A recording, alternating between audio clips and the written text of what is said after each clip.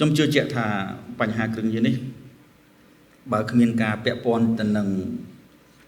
ផ្ទៃក្នុងទេអ្នកពាក់ព័ន្ធទេបែបគ្រឿងញៀននេះវាមិនសូវធំដល់ប៉ុណ្ណេះទេ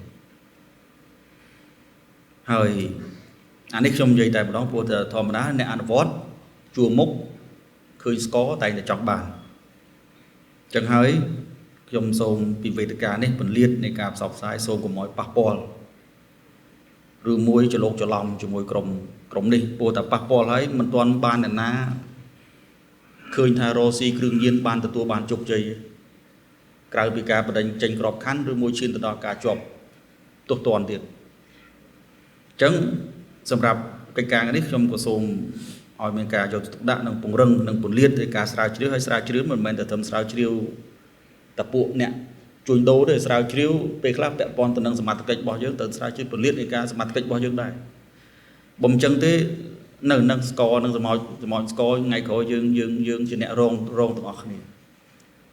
នៅលើនេះអត់មានកម្លាំងទេនៅលើនេះជាអ្នកដាក់ផែនការនិងគោលនយោបាយប៉ុន្តែកម្លាំងគឺនៅខាងក្រោមក្នុងការអនុវត្តហើយសូមឲ្យខាងក្រោមកុំឲ្យមានការប្រធានមិនស្អីប៉ុន្តែអនុប្រធានមួយចំនួនមានការ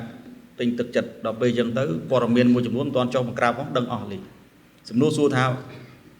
ព័ត៌មានវាមិនដែលបែកបើគ្មានការផ្ដល់ជូនមុននោះទេចឹងហើយខ្ញុំសូមឲ្យ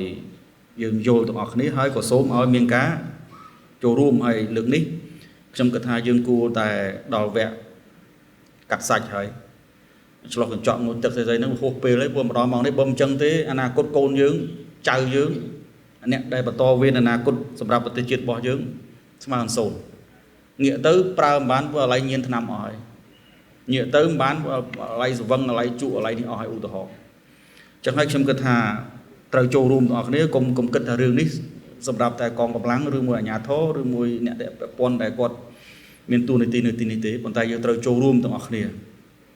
ហើយក៏ខ្ញុំសូមពីវេទិកានេះគាត់បើកទេគឺថាសូមឲ្យអាដាមប្រធានពន្ធនាគារទាំងអស់ចូលចិត្តទុកដាក់ទៅលើបញ្ហានេះម្ដងហើយម្ដងទៀតហើយនឹងមានការចុះត្រួតពិនិត្យនៅពេលកមុខចាប់ចោលនេះព្រោះឥឡូវយើងត្រូវសម្អាតផ្ទះយើងមុនទៅសម្អាតផ្ទះគេបើមិនចឹងទេច្អល់មុខដាក់គ្នាចេះទឹកដាក់គ្នាវាអត់ល្អបាទអត់ល្អ